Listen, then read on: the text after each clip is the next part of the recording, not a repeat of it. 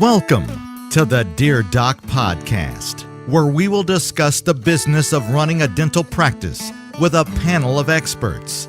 Now, your host, Dr. Christopher Hoffpower.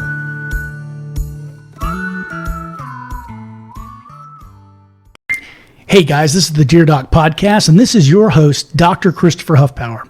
Before we begin, I'd like to thank one of our sponsors.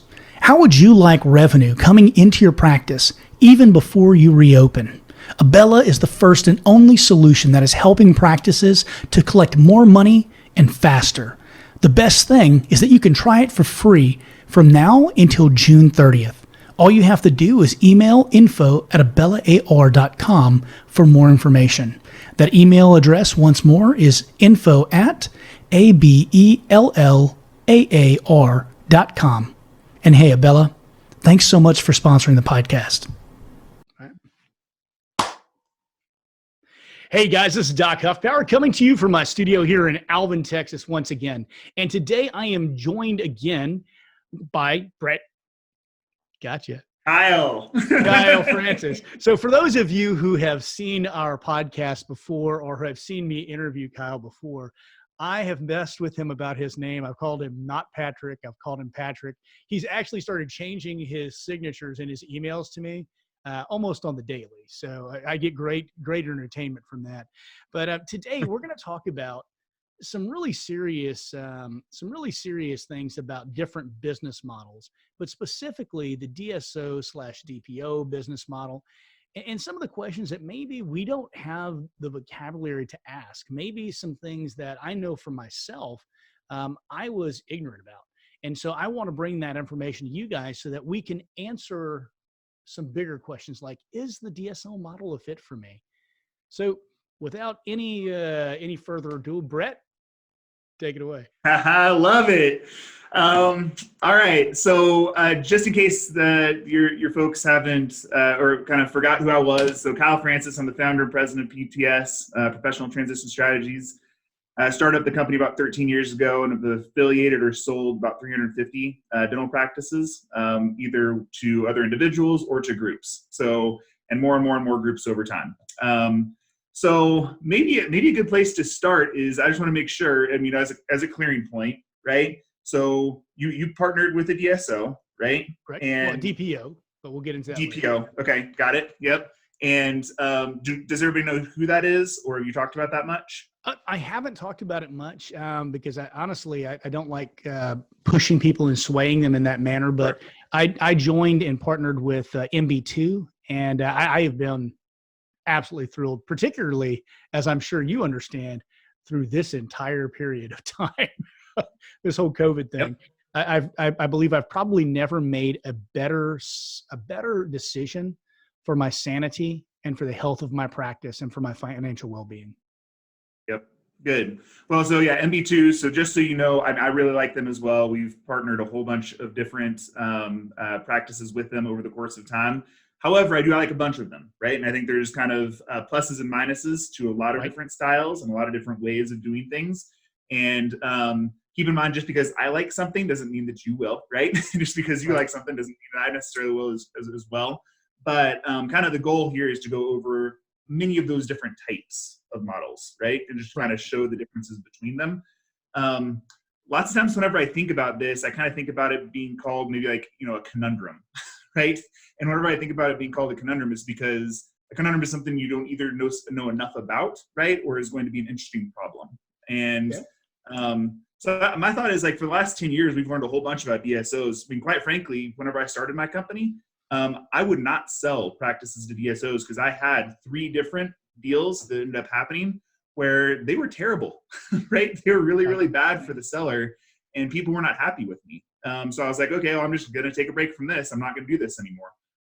But really over the course of time, there's now 350 different groups across the country. And I've become more and more familiar with the term. Like, if you've heard of one DSO or know about one DSO, you kind of know about one DSO. Right? Exactly. Absolutely. That's about it.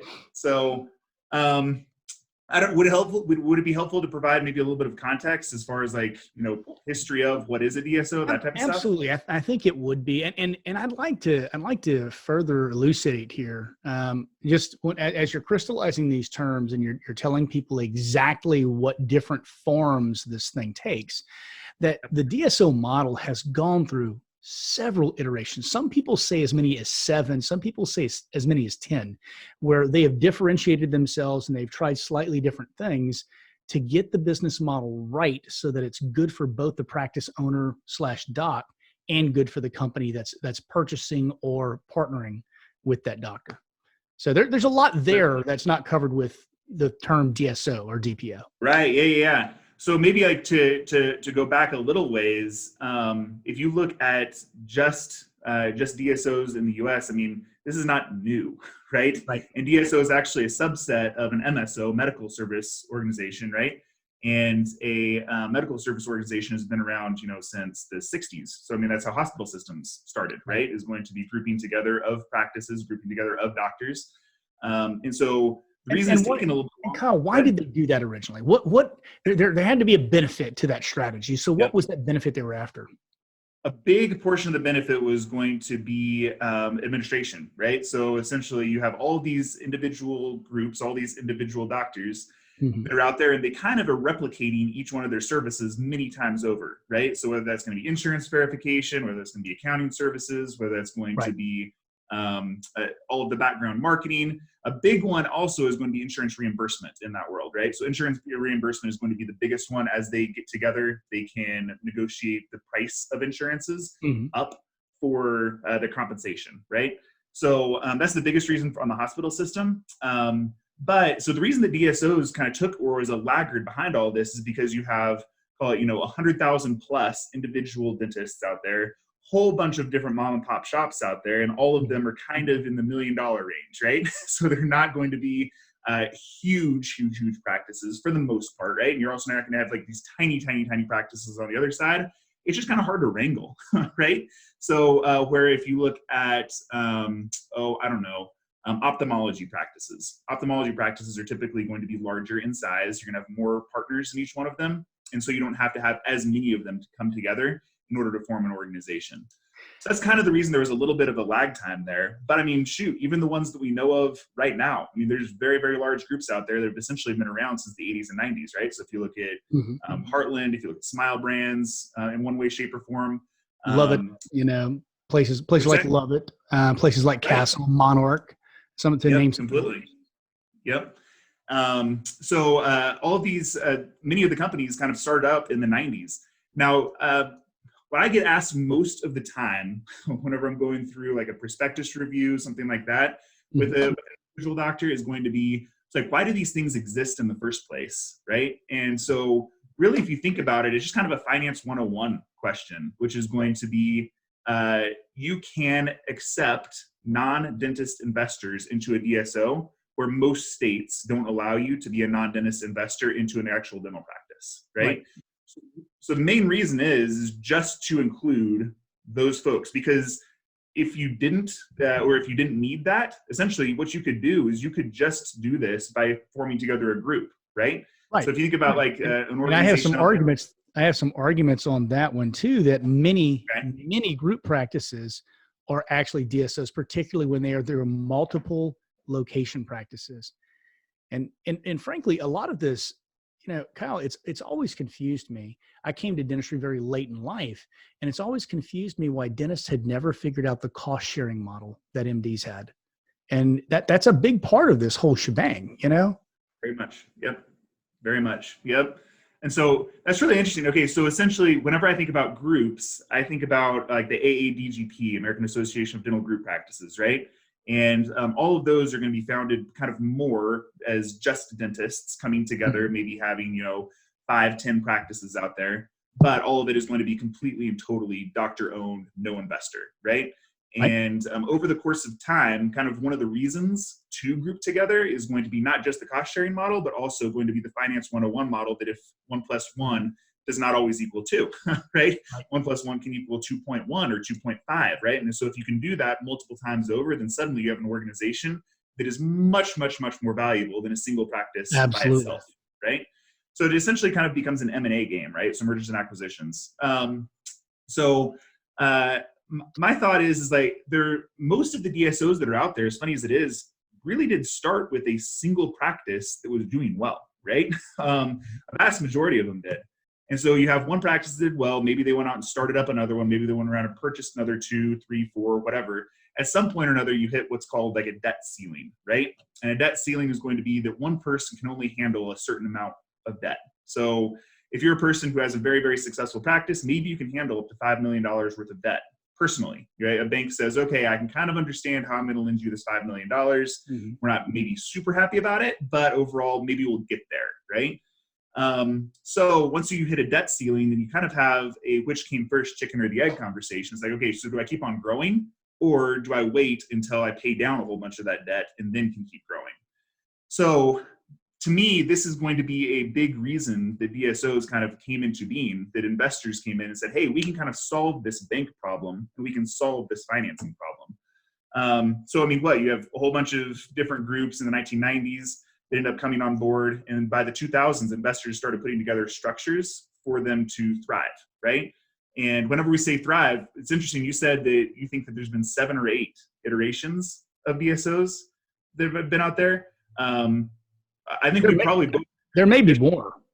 Right. Yeah, completely. So I think we probably both agree, like the first ones weren't very good. They're horrible. Right?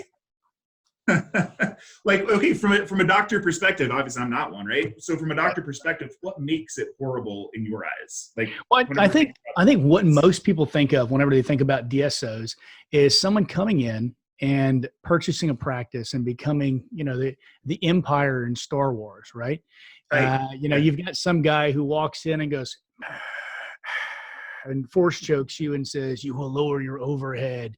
Or, you've got someone who is an auxiliary who is put in charge of making sure that doctors treatment plan profitably. And you can take that to mean what you take it to mean. But I think that the entire original model of the DSO is rampant grounds, or very fertile grounds for malpractice, or for at least the seeming appearance of malpractice. Or abdication of the doctor's decision making. Yep, completely. Well, and really, if you think about it, it kind of comes down to like management style, right? So it's going to be top-down management style rather than collaboration, right? And especially partnership, right? So there's we'll kind of get to that, but I mean, there's lots of partner ways of doing this as well, right? So whenever you think about a top-down management style, it's going to be, so your entire culture comes directly from the top. Many times there is not much culture and everything is going to be profit, right? So that kind of infects the doctors, and the doctors are now going to be doing things that they wouldn't have done otherwise. It's one of the same reasons that I have a really hard time with the amount of student loan debt that lots of doctors are carrying, right? Because I think it makes you make decisions that you wouldn't have normally made. I agree completely. Right? We would like to think it doesn't, but in reality, those are the financial realities that bleed over into the clinical side of dentistry. Well, and we're people, right? I mean, I'm not saying that they're wrong. Maybe I'm saying they're wrong, right? I'm saying that they're wrong in the decision that they're making on the back end, but I'm not trying to judge them for it. It's just we're people and their incentives, right? And so if your incentive is, oh my gosh, I need to pay down, $500,000 worth of debt here. Suddenly those 3 surface fillings might turn into crowns, and those types of things. So so if you think about it from an incentive standpoint, the DSOs with the top-down management structure, they're going to see that type of incentive structure, and they're going to say, hey, well, do you know what? We're going to push all these things, which I think is one of the big reasons that they got a bad name. All of these other dentists out there are saying, well, you're not doing the right things for the patient. I see you putting this treatment plan together, and I see 5 treatment plans coming in a month from a certain DSO that is out there, and I don't agree with this. Right. Absolutely. And before we get too far into that, I want people to understand that there are lots of different ways to do dentistry, and many of them are right. And you can have a person who goes into one dentist, and they had exposés on this, which I thought were kind of hilarious, because dentistry is both an art and a science. And so you can have a person who goes into one office, and the doctor there is very, very conservative and says, you know what, I think we only need to do a filling on this tooth. They can go into another place and they get orthodontics consult, and they get, a filling here, and hey, by the way, we should probably crown this and do some or do some crown lengthening over here. Oh, by the way, you need SRPs because you really have these deep probing depths, and that older doctor didn't take the records he's legally supposed to. There's a lot of different ways. I think that a lot of times, though, we only see the world through our own lens. And so all those treatment plans that come in, someone comes in with a $10,000 treatment plan that we treatment plan one filling on, we think that doctor's a crook. It may sometimes just be that doctor knows more than you do. And that's something that as a doctor should really take a deep look at yourself about. Man, that's such a good point. Yeah, because there's so many different types of profiles out there of practices. And I can't tell you the amount of times we'll go through and do a prospectus on a older doctor's practice. Mm-hmm. And there's a couple of kind of terms out there from the entrepreneurship world, like founder syndrome, right? And one of the things about founder syndrome is that you become more friends with your patients than you do as a clinician to your patients. And so suddenly there is a ton of work that is most likely going to need to be done. Now, and it makes the new doctor who comes in look bad because the old guy wasn't doing what he should have been doing to begin with. Yep, completely. So good. I mean, this is a spectrum, right? This isn't going to be like a black and white. This is going to be absolutely. And there are definitely guys on the other side. Trust me. Right. But you're going to get a different treatment plan going to an old bread and butter dentist who's never done any CE ever in their life. And there's those guys out there, folks. They lie about CE and they go to a golf tournament instead. And they haven't ever done anything, never learned anything since they got out of school. And you and I both know that when we get out of school, we barely know how not to kill someone. So these old dudes, they're really ignorant. And I can say that. You probably shoot. I was, yeah, that's true, right? So, and I'll tell you what, if CE happens to be on the golf course, then I got a lot in this weekend. So that's good. All you have to do is have your assistant take down the code. You all good, man. Right. That kind of thing it's one of my pet peeves. So I'm sorry I went off on that, but I couldn't agree more. So yeah, and hopefully, whenever I'm saying that, I'm just using that as an example, right? Absolutely. That could happen from an incentive standpoint. And the whole point is there are both sides of the spectrum. And the thing is that most of us fall somewhere in between. And most of us are doing things right in our eyes and for our patients. Yep. Absolutely. Yep. Well, so maybe, so if we kind of go back again to the 2000s, essentially, like one of the big things that started to happen is dental boards started to say, like, well, shoot, you guys can't do this, right? Right. And over the course of time, really over the last 20 years, more and more dental boards have essentially kind of succumbed to the larger groups, which have said, hey, do you know what?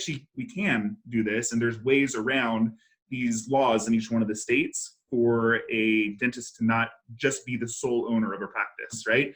Some of them are still stringent, right? So there's still states out there that are very, very stringent in this way, but there's also a lot more that have become a lot more lenient over the last 20 years as well. A lot of this also developed into the advertising laws as well, because they kind of went hand in hand. What do you mean by that? Well, originally here in Texas, we were not allowed to advertise. And it was about the time that Monarch came out, if I'm not mistaken. And Monarch and Castle pushed for the board. They pushed against this non-advertising thing, and they won. And the interesting thing to me has always been that actually gave the independent dentist the edge that they needed to survive in this new age of DSOs. It's kind of, I suppose, unforeseen consequences on their part, but they ended up doing some real good for independent dentists, I believe. Right. Yeah, I love that. Yeah. And so you're right. Like, especially, so I was down in Texas from 2001 to 2006. Until 2007. And I kind of saw the exact same changes as well, right? Over the course of time, it's just kind of started to modernize. And I'll tell you what, there's some other interesting rules down in Texas, especially with the people who had been grandfathered in to, not wearing gloves and masks and all that kind of stuff. There was some crazy stuff that I still saw at that point. So anyway, maybe like to define what a DSO is going to be a business organization's sole purpose of it is going to be allowing a non-dentist investment into dental practice ownership, right? You mentioned, so like DPO, DSO, DSP, there's all these different acronyms that are out there. ESPN, Yeah, ESPN, right. I like that one too. There's not much on these days, but yeah. How would you know? You're on the golf course all weekend. Right? Seriously. Okay, so you may. Okay, so here's the thing. We may disagree whenever I say this, but whenever I think about this, I think that really what this is going to be marketing, right? So if you want to call it a dental service organization, if you want to call it a dental service partnership, if you want to call it a dental partnership organization, if you want to call it, there's a myriad of different things that you can call these out there. And essentially most DSOs that I talk to kind of have their own name to it or their own culture behind what it is that they're doing, et cetera. Everybody wants to get away from the stink of what the original DSOs were. They're all trying to okay, yeah. Okay, so maybe we're going to be on the same page because really that's what I think, right? So you have all these bad feelings out there of what a DSO was. I remember I asked lots and lots and lots of clients like, hey, a DSO, is that a 4-letter word to you, right? And many of them will say yes, right? And so I do think that is going to be just kind of getting away from a certain stigma that is out there, more or less, and to show that, hey, we're not going to be the same way that you knew about, 15, 20 years ago. Would you agree with that, or do you not? Or do you think actually is? I would completely agree. The only thing I disagree with you on is that I believe that a DSO is not just a vehicle for people to bring outside non-dentist money into a dental practice setting, but it's also an outsourcing of administrative duties. Yeah. Well, okay. Can I play devil's advocate? Okay, yeah, so like if I will play devil's advocate a minute. So okay, let's say we could just have a private equity group go into a group, right? So let's say it's there is a 5-location practice that is owned by 3 partners in California, right? Right. And they have $5 million in revenue. A private equity calls them up and says, hey, you know what? We think that you have a really good business model. We'd like to start investing into you directly.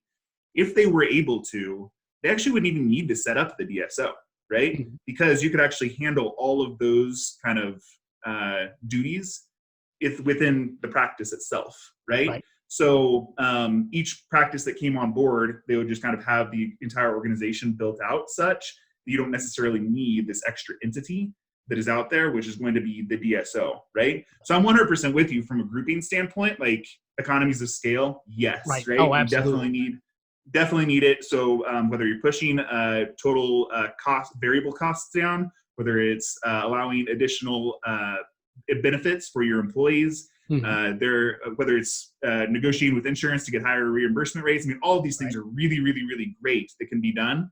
But my thought is like the only reason you have the DSO is just for private equity or just so a non-dentist investor can play a part. I can definitely see that, and that actually plays into kind of my informal definition of different types of DSOs, because it's based upon the speed at which the investor wishes to get their money back. There are some DSOs that seem to buy practices that are not doing well, or at least really not performing like they should, with the sole intent of being able to put in controls and systems to increase production in a very easy way, kind of low-hanging fruit kind of thing. And then there are others, and this is what MB2 tends to do. They buy practices that are performing exceedingly well, and that's all they buy. And their thought process, you guys already did the hard work. We're going to reduce your overhead by systematizing the administrative portion of things, and by using this economies of scale on administrative side, not as much as on the, hey, you need to buy exactly this from this formulary because we get it for 50 cents cheaper here. They do some of that, and they do have that bargaining power, but their main drive seems to be, how can we make what I like to say is I actually sold my headaches to someone else. I kept my practice. You see what I'm saying? I like that. That's good. That's good.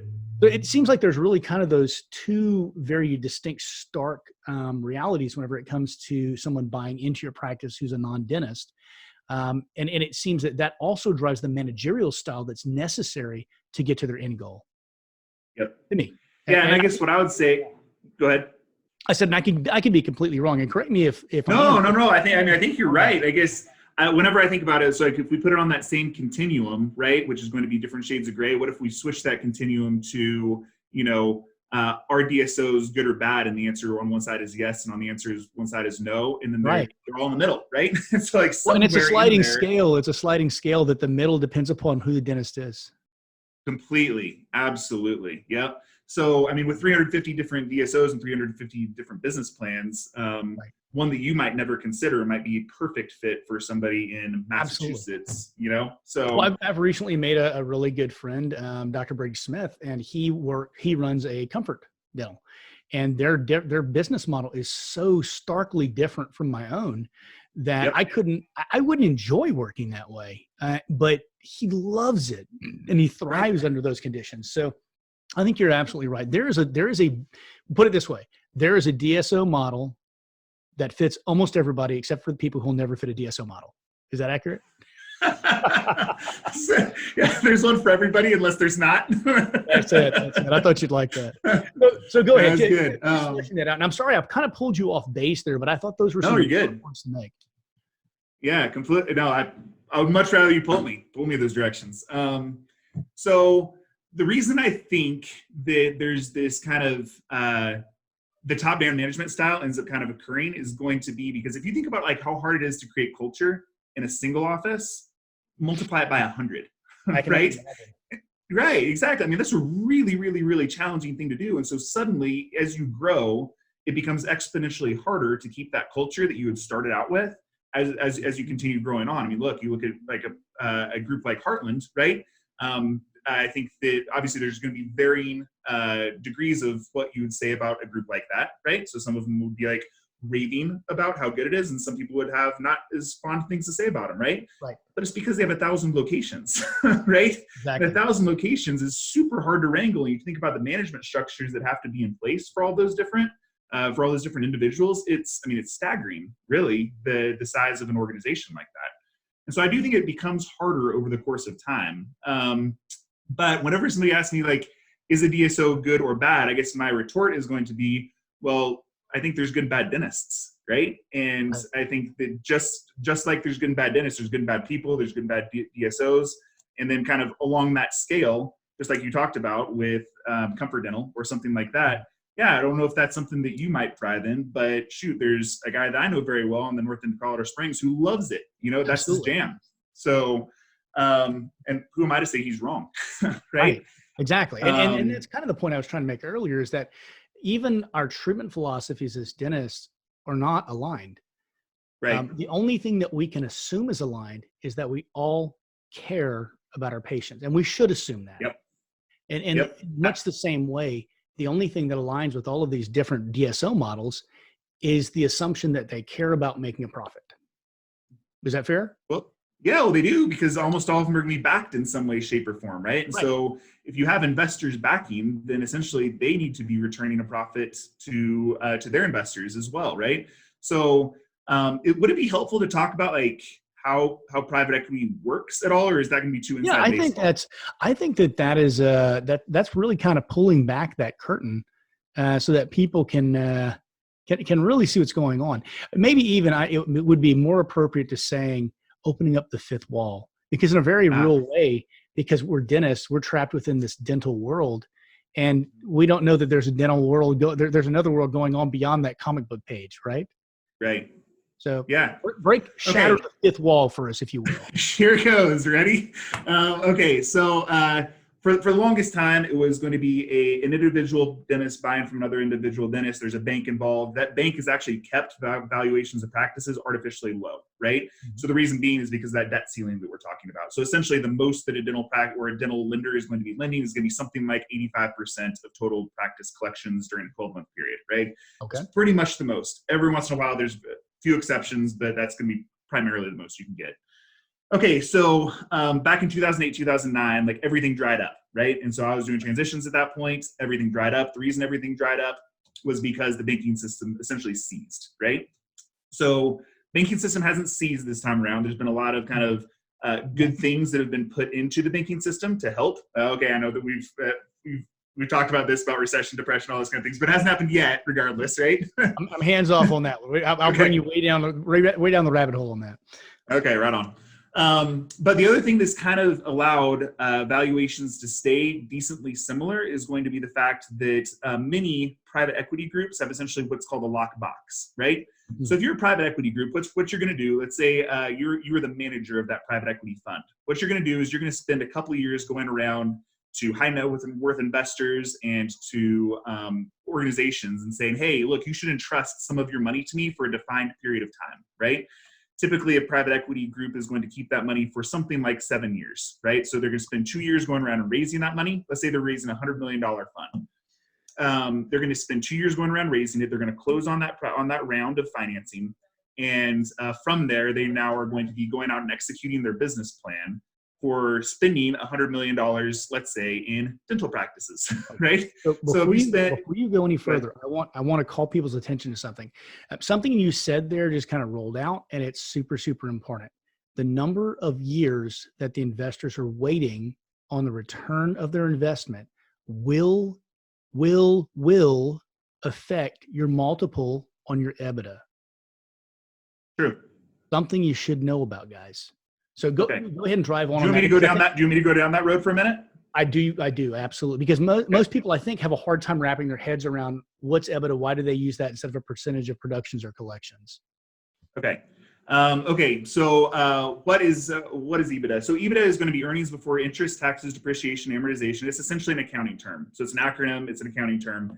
And what you're really looking for there is going to be, how does your practice perform as an investment, right? So if you pay all of your practice level expenses, so your dental supplies, your laboratory bills, your payroll, your rent, et cetera, along with a fair doctor's salary, and that's where it becomes more art than science, and I'll get to that in just a second, but whatever a fair doctor's salary is going to be, what is left over at the end of the day? Is that doctor's salary plus CEO salary? To throw a monkey wrench for you? Well, so it can be, yeah, absolutely. So let's say that you are going to be a producer within your practice, and then you're also going to be you also have 4 different practices that you're going around and making sure they operate correctly. You essentially could kind of take down a regional manager type of salary or a CEO type of salary in addition to your practice production, right? So in answer to your question, yes, definitely. Sometimes we do price that in depending on the size of the organization, all those kind of things. But you'd mentioned how far away they are from a recapitalization event. And again, we haven't even gotten to what that is yet, but let's say that the fund has been around for a total of 4 years, and then in another year, they're planning on selling it to another group, right? At that point, they may be trying to fill their coffers, right? And so if they're trying to fill their coffers with practices and to make sure that they do the right thing for their investors, spend most of their investor money, they very well may offer you something more. Now, here's the flip side. The flip side is going to be, what if they've had a really, really, really big run over the first 3 or 4 years on their practices, right? And they don't have quite as much money on the back end. Right. It can actually go the opposite way, right? And so that's one of the big reasons that I'm a big fan of making sure you see what all of your options are, right? Because if you see what all of your options are, then suddenly you're going to make the right decision for you at that time, right? And it very well may be that a group comes in, I'm not going to call any of them out, but they may come in and offer somebody a multiple of 4 times, right? And then a year later, offer them a multiple of 5 times, right? And that can happen, and it can just be a timing thing, right? Exactly. So because they only have that money for a certain amount of time, there's 2 big things to take away from that. So thing 1 is going to be they don't have to worry about investors pulling their money. The investors have pledged that money to them for a certain period of time. Investors can't just call them and say, hey, by the way, I want my $1 million or $10 million back. It's not the way it works, right? On the flip side, they also have a defined period of time that they're going to get that. Let's say that investor says, I need you to guarantee me a 15% return per year over the 5 years that you have the money, right? That private equity manager is actually taking a pretty big risk, right? And that risk is going to be, what if I don't hit that? Because if they don't hit that, guess what? That private equity manager makes very, very, very little money. It's maybe even negative money, right? Because they're guaranteeing a return that it may not hit. Now, on the flip side, you hear about like all those hedge funds, they get all those bonuses based on performance, all that kind of stuff. If they do really well, then they get big bonuses as well, right? So it goes both ways. But essentially, let's say you raise that $100 million fund and you go around and you buy a total of 85 practices, about a year's left in the fund, and you know that you're kind of starting to run out of money, investor money. There's a couple ways of handling that. Way one is going to be to have a recapitalization event, right? So I'm sure there's people out there that have heard about, taking a certain percentage of your practice, selling it for X amount, and then on the flip side, whenever the recapitalization event happens, you can sell an additional amount of your practice for Y, right? Or it's actually going to be X times something, right? So X times 2, X times 3, something like that. That's the way they do it, because essentially there's going to be transactable equity. And we'll get down to that whenever we talk about joint ventures and equity roles and all those kind of things. But essentially, that's the way the private equity works, right? Is going to be, there's a lockbox, right? And they may lever it up with debt, but essentially there's a certain amount of investor funds that can go out there. Now, keep in mind, again, just like if we talk about the continuum of good and bad, there's a continuum of structures of financing structures that you can use too. And so this is a little bit of a simplistic view, but essentially this is kind of the backbone of how it works. Does that make sense? Or did I do an okay job of explaining it? That makes absolutely perfect sense to me. I worry, but I've been through this, and so I wonder if we're going to lose anybody with it, but it is what it is. Okay. I was kind of wondering about that. Okay, well, so maybe we can talk about, so rather than getting into the nitty gritty of kind of the how behind private equity works, what if instead we flipped it to, okay, what would a typical option scenario look like if you were looking to, take chips off of the table or something like that? Okay. Is that a possibility? I'll tell you, in my practice right now, if this helps at all. Yeah. When I sold my practice, I sold 70% of it. I have another friend who sold less of his practice. But in general, the DPO that I'm with buys between 60 and 70%. And they always want the owner, so long as the owner is interested in being involved, to own a portion of it, because that gives you some skin in the game. Then you are hired as a dentist at the practice. You make a percentage of your production, just like a normal associate would. It's generally a nice, generous amount. After that, you've still got dividends that'll come in, depending upon the operating cost of your practice, which behooves you to keep it low. You'll get some nice dividends in each quarter or each year or biannually, however the particular business does it. And that's kind of the basic structure of things. On your first 60 or 70%, you're offered a multiple anywhere between 3 and I've heard as high as 9 in some practices, but I haven't seen that myself. I have. Well, I think I know which business you were dealing with too. Was it DW? That was not, but I do know. Yeah, I know which one you're talking about. Right, so, and their multiples tend to be high, from what I understand, which is very nice. But then on your remaining, 30 to 40%, that may be sectioned or it may be taken as a whole, and you have a period of time that says, "Hey, you must hit these milestones of production or increase in your revenue of this practice," which means you can either lower your cost or increase your production. And you must stay on for X amount of years, and it must hit these numbers consistently as an average over those years. And if at the end of that time, we will buy the remaining portion for this much, much higher multiple than we initially offered, so that basically we're baking in your success and we're giving you an offer based upon your best efforts that we believe that you can do. And that's how the sale works, which I think is a very equitable sale for everyone all around. Completely. Yeah, especially whenever you consider the options that used to be around, right? So the option used to be bring in an associate, right? And eventually sell part of your practice or all of your practice to that person. My favorite stat in all of dentistry, I don't know if you've ever heard this one. Do you know the success rate of associateships? Have you ever heard that? I'm going to say the success rate based upon a 6-month average is probably less than 50%. On a 5-year average, I would guess it's 20% based on just my. You nailed it. Yeah. So you nailed it. So it's going to be 1 out of 5. So it's 20% is going to end up kind of panning out the way that you want it to, which is horrible.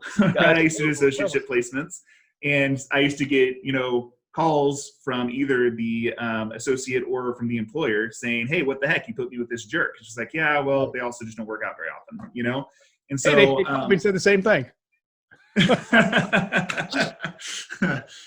Okay, so then your other option is going to be, okay, maybe you just kind of forego the associate and you either bring in a partner or you just sell your practice, right? So Both of those can be, so the selling the practice is a very low risk, right? So once you sell the practice, you're pretty much walking because there's probably only room for a single doctor in there. If you bring in a partner, you're talking about like a 60% success rate. So that's a little bit better than associates, but still it's a little bit of a pot shot. So essentially with the advent of DSOs coming in, it just kind of gives you another option, right?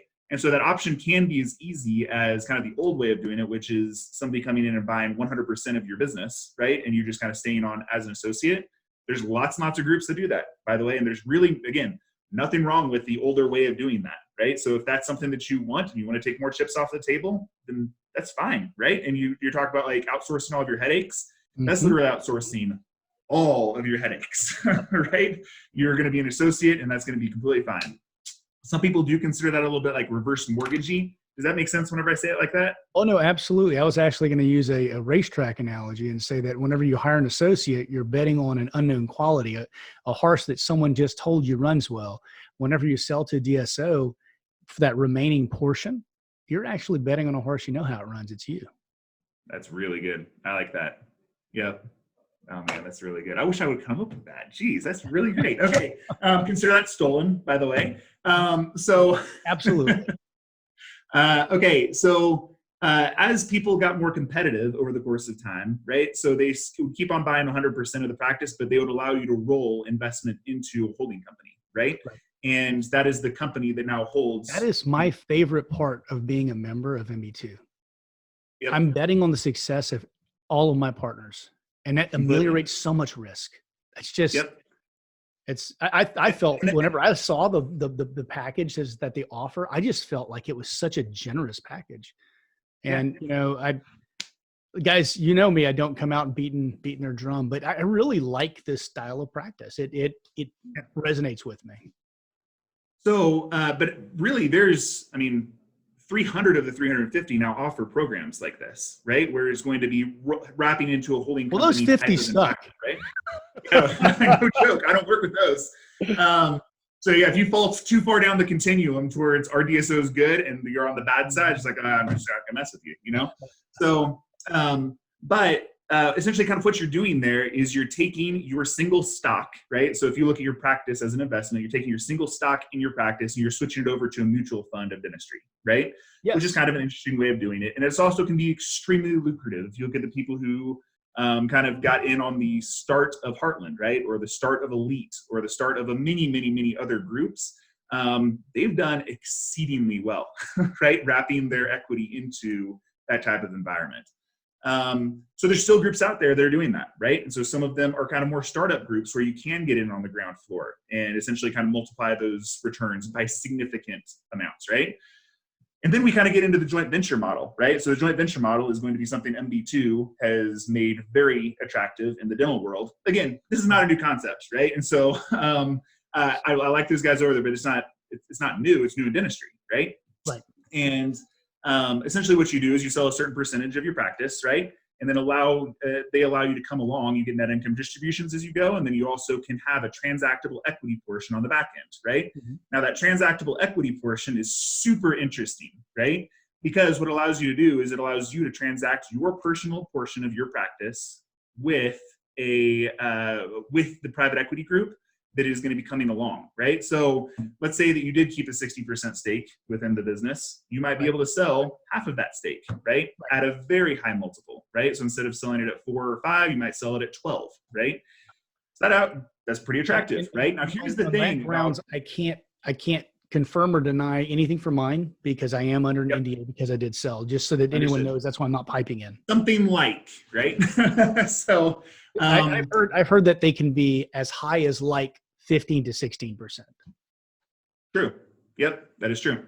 And so there's all sorts of different types of joint venture models that are out there. The interesting thing about joint venture is you still kind of own your single stock, right? Now your single stock has an option contract, right? With going out and kind of going along with that group. However, it's not the same thing as owning everybody, right? Mm-hmm. And so there's pluses and minuses to each, right? So I'm not saying either is right or neither is wrong. I would say that from a safety standpoint, a JV model is actually a really safe thing to do because you already know what your practice does, right? And so you still continue to own it. and you have control over what your practice is doing, and then you're kind of supported on the back end. Right. The interesting thing about an equity role, which again other groups do, is going to be that it might be a much larger payout, right? Because that mutual fund, if other practices are performing extremely well, then suddenly that percent or 2% stake within the DSO that you originally get, that can be a very, very lucrative thing, right? It can be. Now, here's the thing. Will it be? Maybe. maybe not, right? And that particular thing occurs when you do have a recap. Is that correct? Right. Yep, exactly. So yeah, once you recap, that's kind of when the initial investor is more or less divesting their position within the business, and a new investor is coming in. So let's say that 100 million runs out. You now need to find somebody with a $500 million fund, right? It's like if you look at a group like Heartland, there are 4 private equity events in, something like that at this point, and they now are with one of the largest private equity investment groups in the entire world, KKR, right? And so, and the investment into them is dramatic. I didn't know Kellogg Brown and Root had invested in them. That's interesting. Yeah, KKR. They bought out the KKR. Ontario. I thought you said KBR. Oh yeah, KKR. I was going to say that's some diversification right there. Yeah, KKR. Yeah, they're a big one. So here's the thing. I guess you worked with the group that you ended up affiliating with directly, right? And I would say that there are some docs out there that can do that. I would also say that there are many people who are leaving a lot on the table by doing that, by not getting yourself into a very competitive environment, right? Now, here's the thing, is that this is not going to be a show on, hey, you should use us as your broker, all that kind of stuff. At the same time, I do think it's a good idea to have somebody who understands that entire environment kind of pine for you, right? So it's the exact same things like somebody comes and offers you, a chocolate ice cream cone, and you're like, sweet, I've got a chocolate ice cream cone. This is pretty great, but that's a whole bunch different than taking you to Baskin Robbins and seeing all of the different options that are out there. Because very, very rarely do we see the most valuable offer being taken, right? Very rarely. And very often, whenever I go through and I try to figure out, okay, who do I think this doctor is going to pick? I can't tell you how often I'm wrong. I mean, like I'm wrong way more than I'm right. Because here's the thing, I'm not going to be living it. They're going to be living it, right? They're going to be the ones who are going to be in it for however long. I think that's very authentic that you say that, because a lot of guys would be like, yeah, I always set them up with the right people. You're making a great point there, that even whenever you have a great deal of information about a doctor and you've met the doctor, there are still maybe things in the background that the doctor's thinking about, or things he hasn't thought about, that will change the direction he may go because they have all these choices. And so that's a really good point. Well, and so what's really interesting to me are going to be the ones that come to us. I'll give you an example of a pediatric practice in Georgia, pretty large pediatric practice. And they came to us thinking they wanted to affiliate with the DSO. We brought them, 5-6 offers, something like that, very lucrative deals. And whenever he kind of went through the process, what he ended up deciding is like, you know what? This isn't what I want. Really what I want is going to be to have somebody that I can mentor, right? And I really want to have a partner in this. Right. We ended up finding a doctor from Walla Walla, Washington. He ended up buying 50% of the practice. It's the old way of doing it, right? But here's the thing. He made his decision with all of the different things on the table, right? And did he walk away from some of the equity? Yeah, he 100% did, because he could have sold it for a lot more than he would have otherwise. And I think almost in every situation, whenever you're selling to a private individual, you will be walking away from a lot of money on the table. Without a doubt. Yep. So, and whenever we say a lot of money, I mean, we're talking like double. Yeah. Double what you could have gotten otherwise is really kind of the way that I end up looking at it. Now, there's a big skew in that, and it can be a lot more than that. It also can be some amount less than that.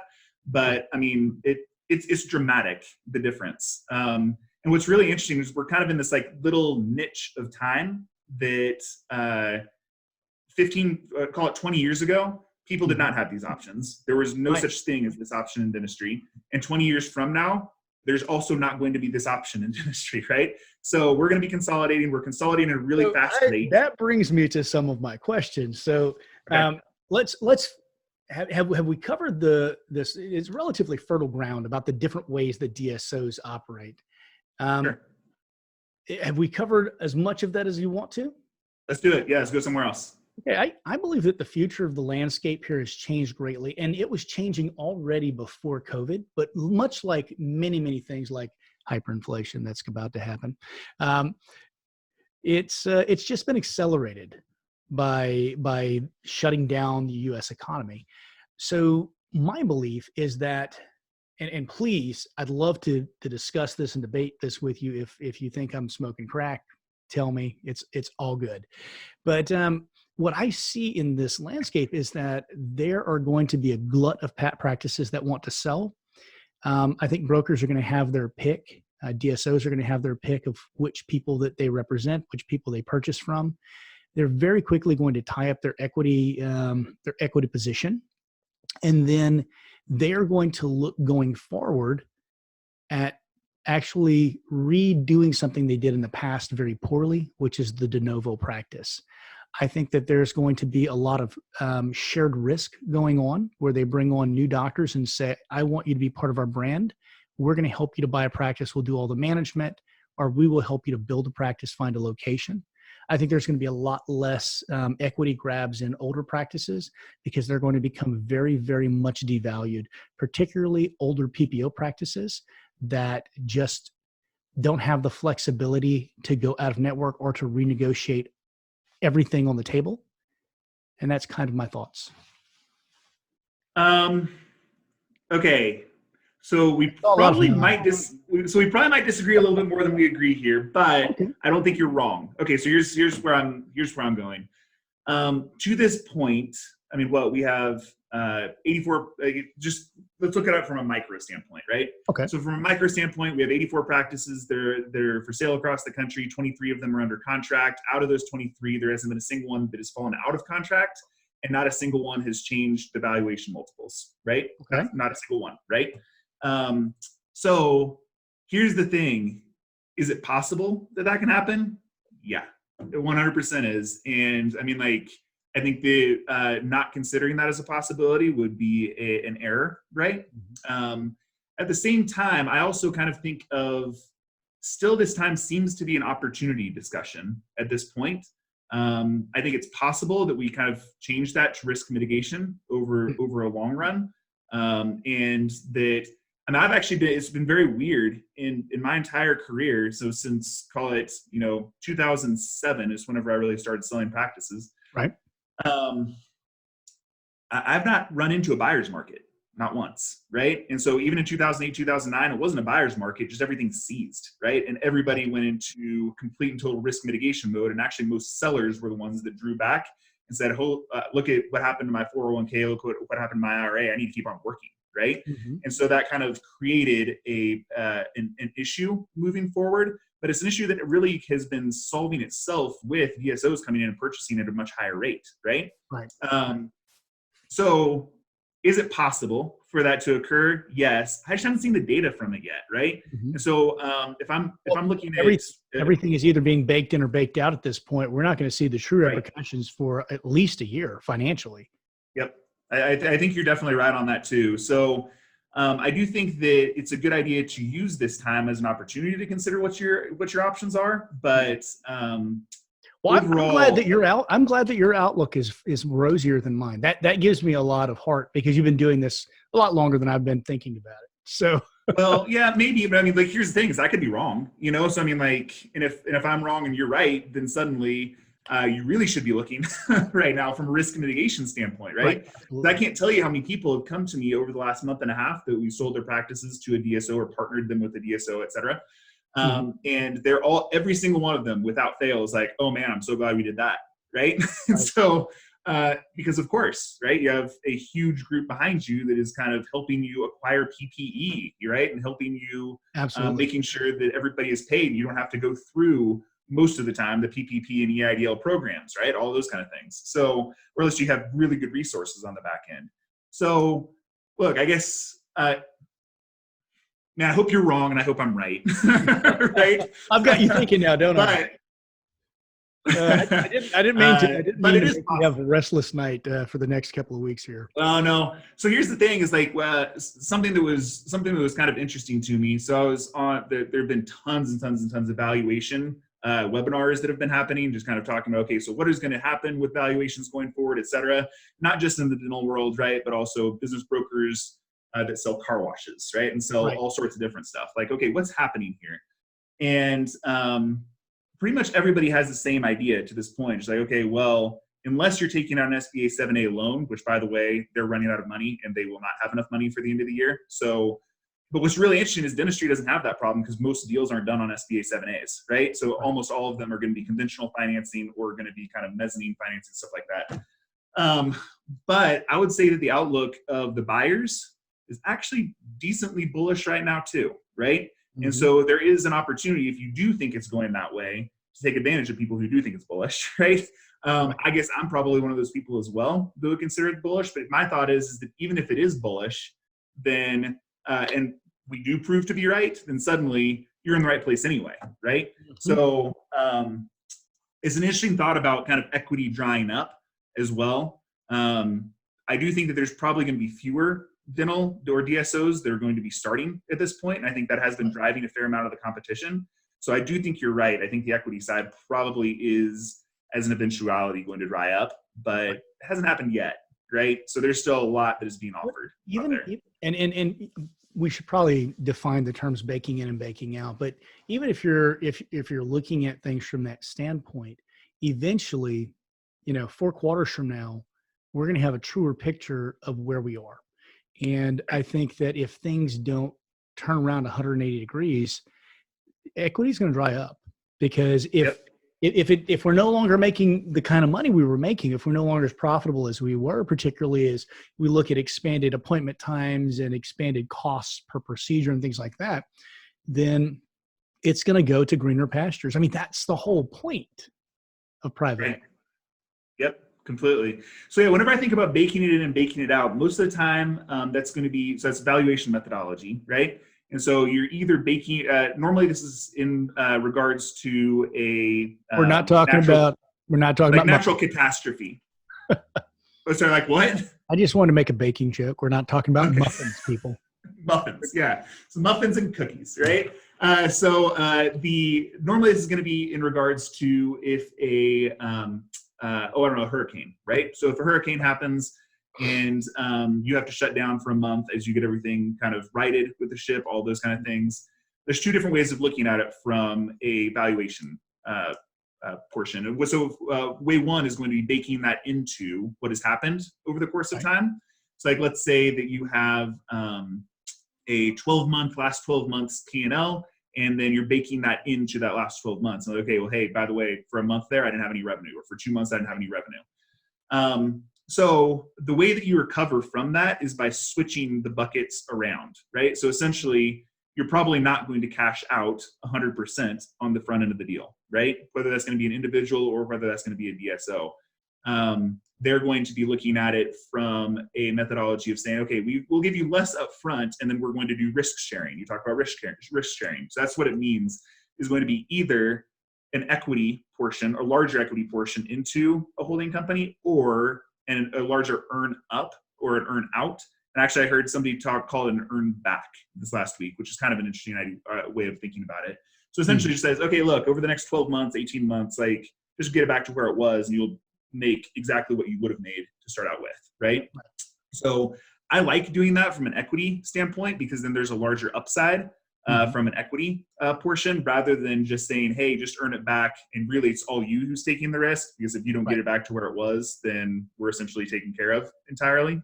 And that's baking in, right? Yeah, exactly. That's baking in. So baking out is whenever you just go, la, la, la, la, la, la, I didn't see anything. Yeah, I think of those like 3 monkeys, right? The whole exactly. Hear no evil, see no evil. Yeah, exactly. So there's a fourth monkey no one talks about.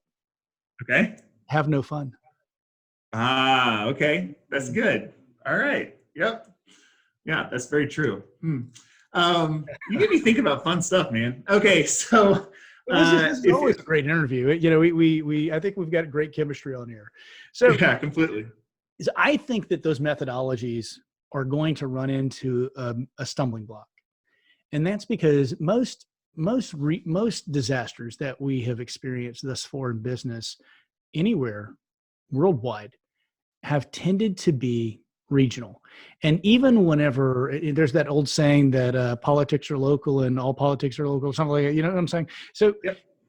Whenever we look at this, even if it was like the entirety of Japan or the entirety of England or the entirety of, never before in actual recorded history have we had something that affected us on so many different levels, just worldwide, like literally worldwide.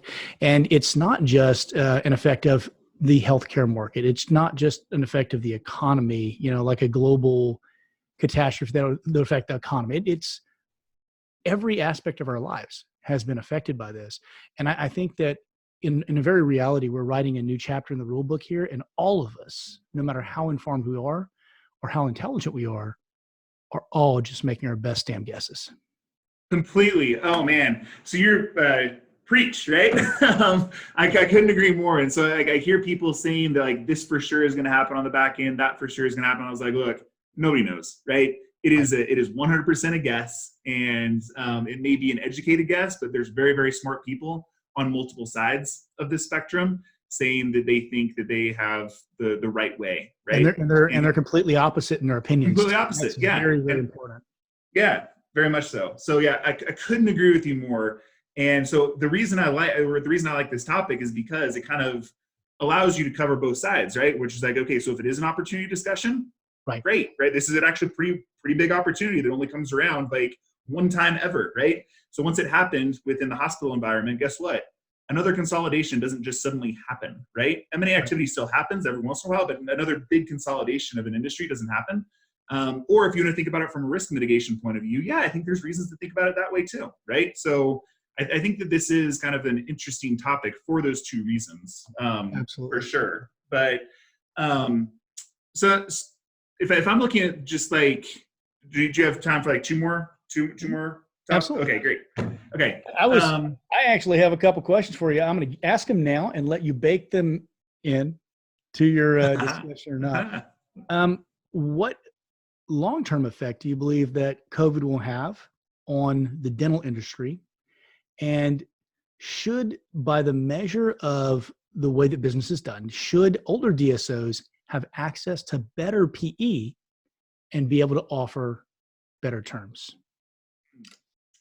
Wow. Okay. I'm going to take the easier one first, which was the second question. Right. And I think actually, I would say a resounding yes on that. So here's the thing. Whenever you think about big things happening within marketplace, sometimes there's going to be a rush to safety, right? Mm-hmm. And if you look at dentistry in total, right? If I look at 2008, 2009, another one of my favorite stats is, things is going to be that whenever Bank of America was running through this issue in 2008, 2009, the only profitable part of their entire business, lending to dentists. That was it, right? And so it's because dentistry has a 99.7% success rate whenever it comes to loans. So 3 out of 1,000 end up failing. And it's because it's something as simple as, if you have pain in your tooth, your option is to go to the dentist, one, or to pull it out yourself, two, right? And most people just aren't going to choose option two, right? Whenever it comes down to it. And then once they get more educated, then suddenly it's like, okay, I want to prevent this pain from happening again, right? And the ways you do that is going to be, by the way, going to the dentist, right? So the industry has been talked about as recession-proof, et cetera. I'm not going to call anything recession-proof, but I will say it's going to be resistant in some ways. And so because of that, I do think that there is still a large opportunity out there to consolidate more. And because you're consolidating a very, very, very safe industry, I do think they're going to have even better terms than most other industries. And here's the thing. Do we end up feeling that as much in dentistry? I don't know. I think that if you compare it to, I'll just keep on picking on car washes. If you compare it to car washes, right, I do think that there are going to be advantages that dentistry has in that environment. Now, the harder question is going to be, what do I think is going to happen kind of in the post-COVID era? And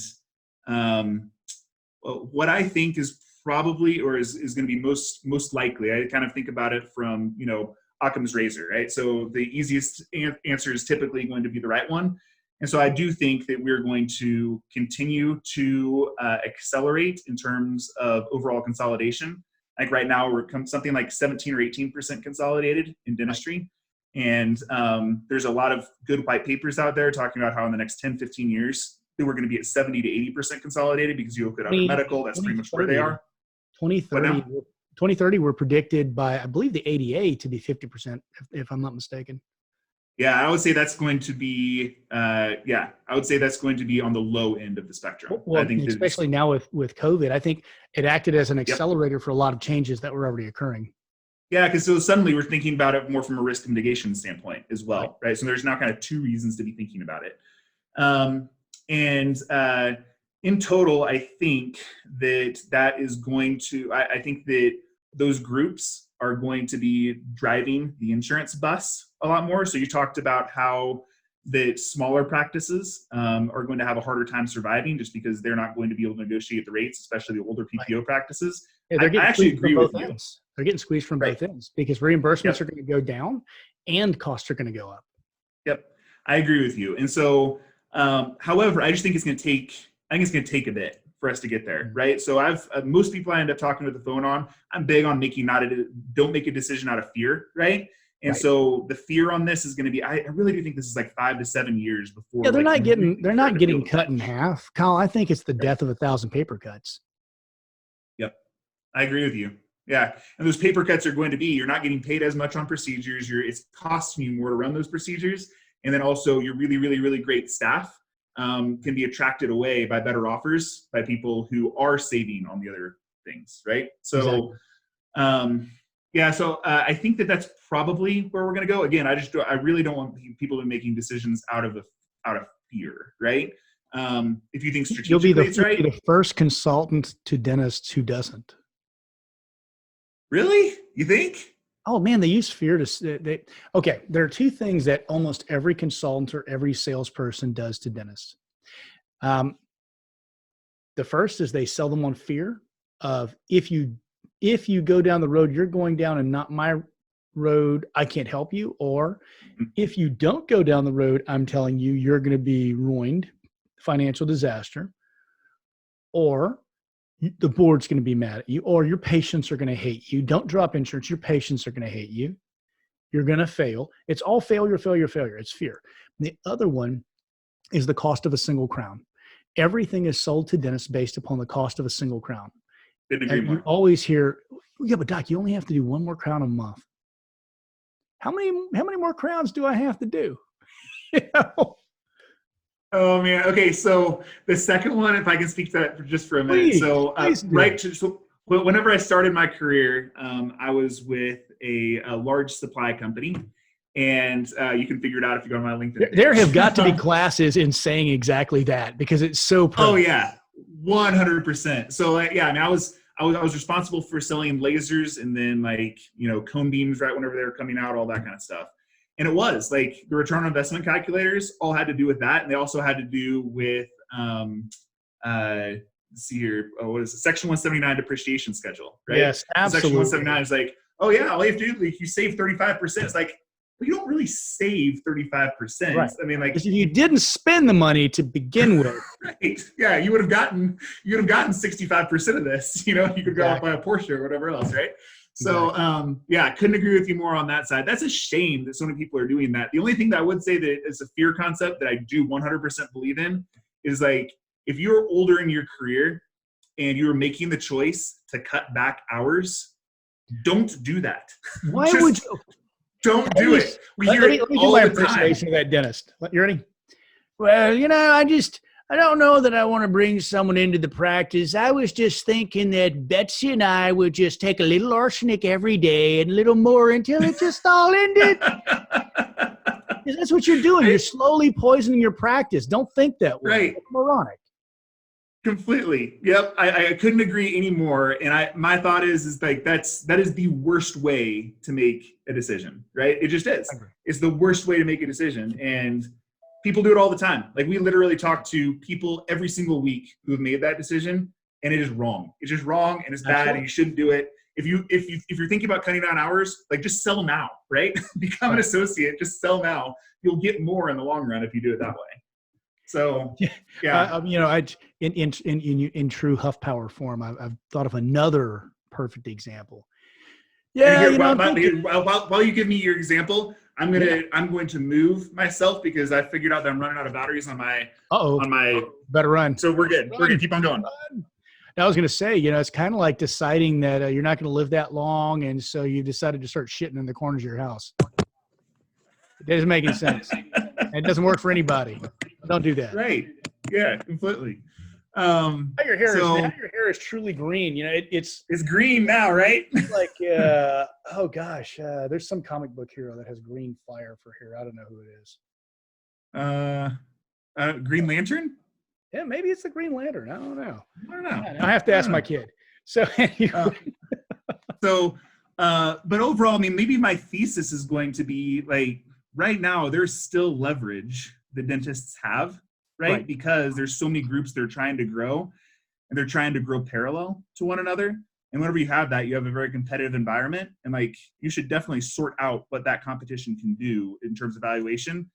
There are groups out there, and whenever I say groups, I mean, there are brokers out there that are going to say, oh, you can get X times your top line revenue every single time. That's just not true.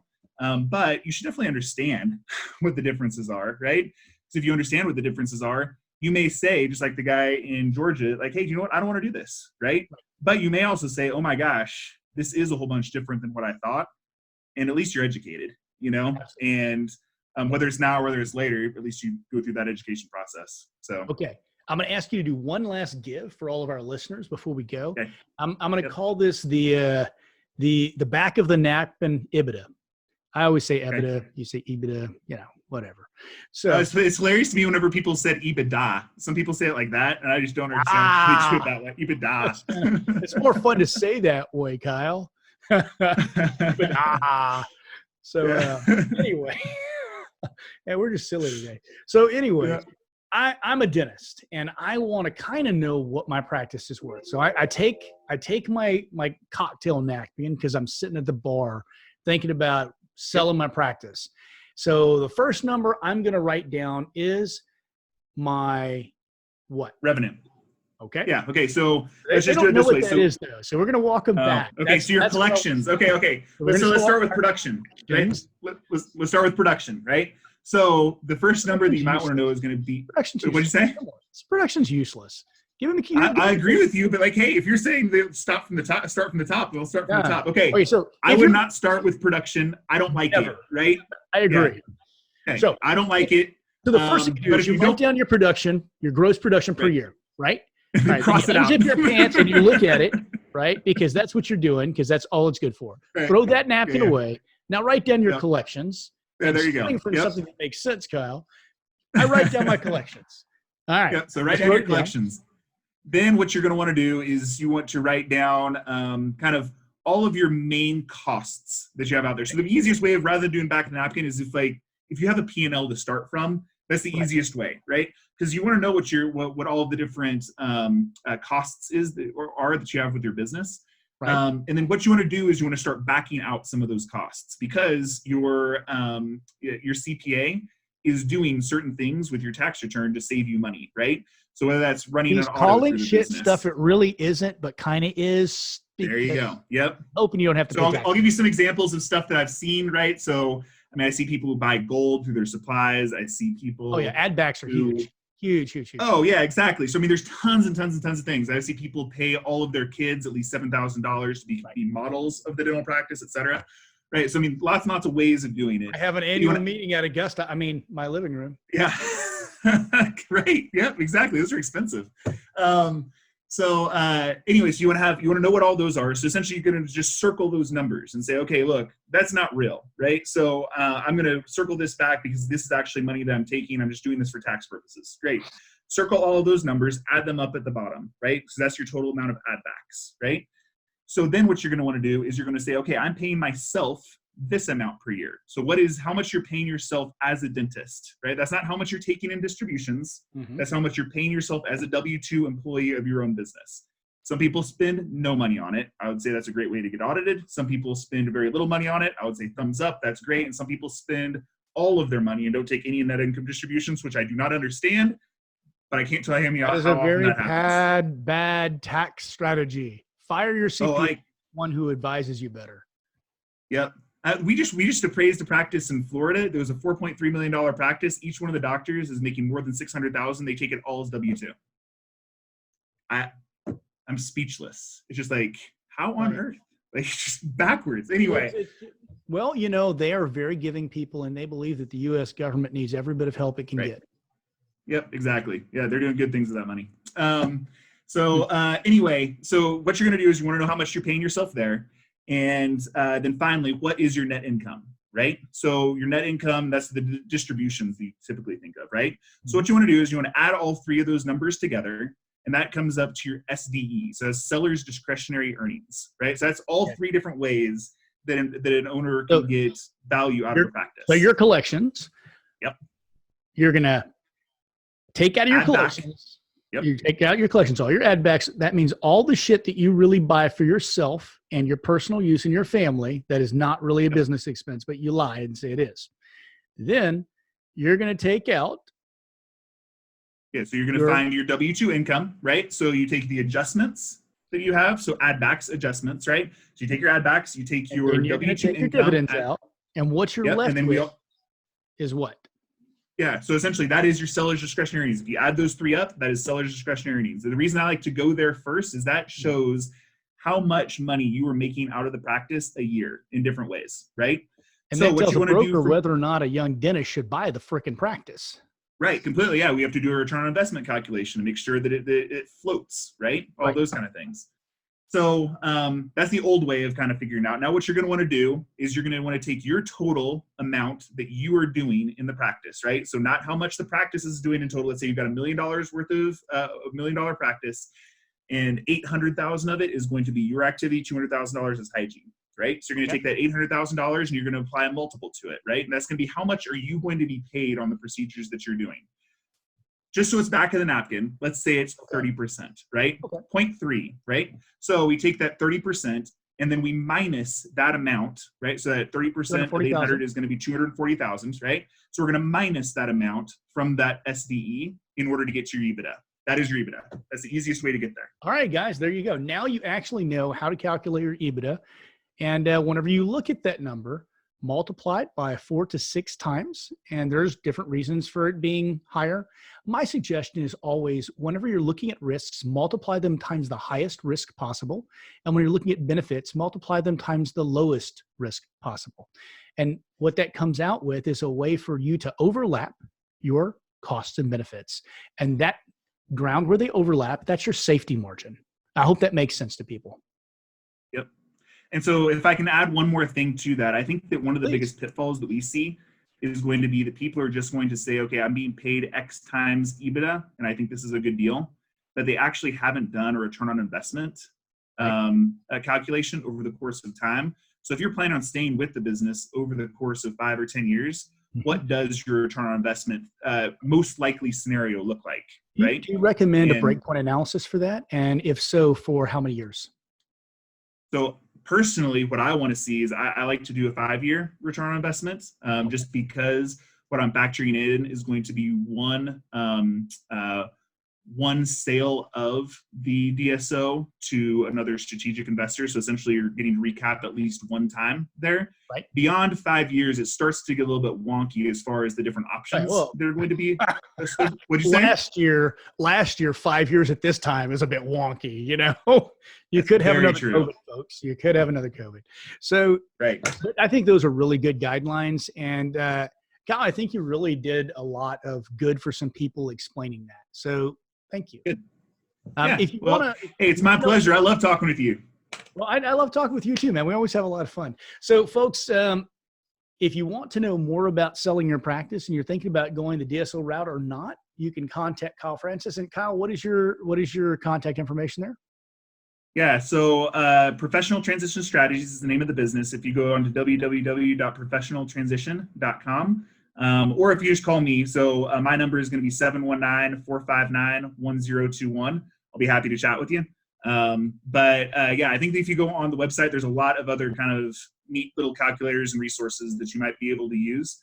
Yeah, I think it's a good time to understand options, and then it's a good time to kind of implement that leverage that we're talking about. As I always say, it's always a good time to understand your business better. Again, folks, this is Doc Huffpower for the Dear Doc podcast. Thank you for joining us and listening to the sound of my voice drowning on for at least an hour. Really appreciate you guys joining us here. Thank you for supporting the podcast. Oh, and last thing, there's no disclosures involved. I don't make any money off of sending anyone to Kyle. I just think he does a lot to help dentists, and I'd love to see him. I'd love to see him prosper. Now, if you're interested in selling to MB2, please reach out to me. I do make it a profit on that because I do get a broker's fee or a discovery fee or affiliate fee, whatever you want to call it. And I think it's very important that you know that, because you should always know when someone is being paid to help you. Have a fantastic day. Again, this is Doc Huffpower. Thanks for joining us again. Thanks for listening to the Dear Doc podcast, your source for the business and legal questions associated with your dental practice. Don't forget to subscribe to the Dear Doc podcast on all major platforms.